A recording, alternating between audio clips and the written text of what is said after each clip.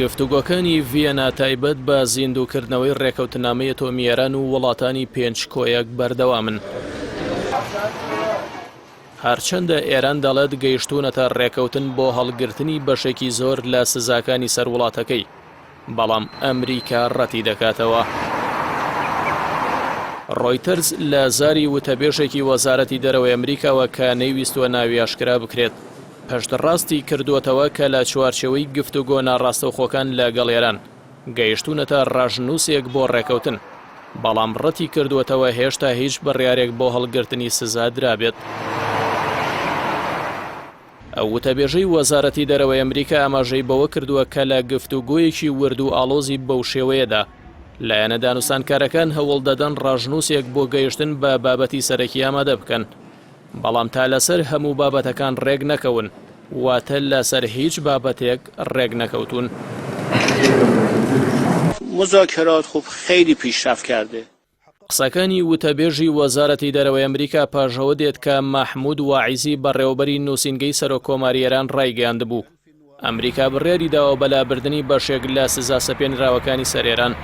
لە نوێترین لێدوانیشدا حەسەن ڕۆحانی سەرۆکۆماری ئێران وەک ئاماژەدان بە پێشکەوتنی گفتوگۆکان ڕایگەیاند ئەگەر ڕۆتینات نەبوایە ئێستا سزاکان هەڵگیرابوون.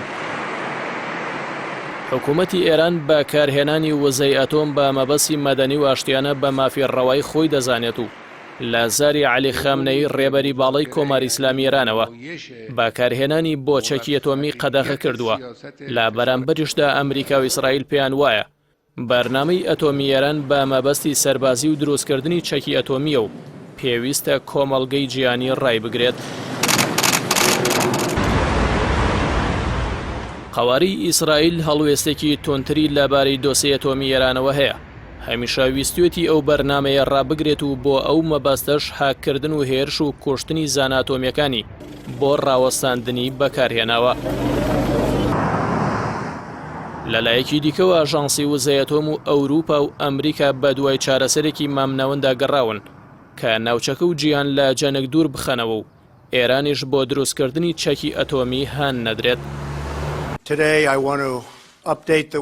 پاشکشانەوەی دۆناڵد ترەمپ لە ڕێکەوتنی ئەتۆمی، جۆ بایدن بە هاتنی بۆ کۆشکی سپی پەڕەیەکی نوێی بە ڕووی ڕێکەوتنەکەدا هەڵدایەوە. دوجار گفتوگۆکان لە نێوان لایەنە پێکێنەرەکانی ڕێکەوتنەکە لە ڤیەنا دەستیان پێکردو. 6 گەڕی گفتوگۆ بە شێوەی ناڕاستەوخۆ و بە ڤیدۆ کۆنفرانس لە هۆتێل گراندی ڤیەنا بەڕێوەچووە. میخائیل ئیلیانۆف نوێنەری رووسیا لە نەتەوە یەکگرتوەکان لەم بارەوە ڕایگەیاند پێشکەوتنی باش هاتووەتە ئاراوە و نوێنەری هەردوو وڵاتیش گەڕاونەتەوە وڵاتەکانیان بۆ ئەوەی زانیاری وەرتر بدەنە حکوومەتەکانیان. تاکید می‌کنیم دەوڵەتی ئەمریکا پاژەوەی ئیبراهیم ڕەئیسی هەڵبژاردننی سەرۆکایەتی ئێرانی بردەوە. حکوومەتەکەی حەسەن ڕۆحانی 2 مانگی لە بەردەمداماوە بۆ گەیاندنە ئەنجامی گفتوگۆکانی ڤیەنا. هەندێک لە میدیا جیهانیەکان باس لەوە دەکەن کە ئیدارەی جۆ بایدنیش دەیەوێت لەو ماوەیەدا لەگەڵ حکوومەتەکەی ڕۆحانی بگاتە ڕێکەوتن.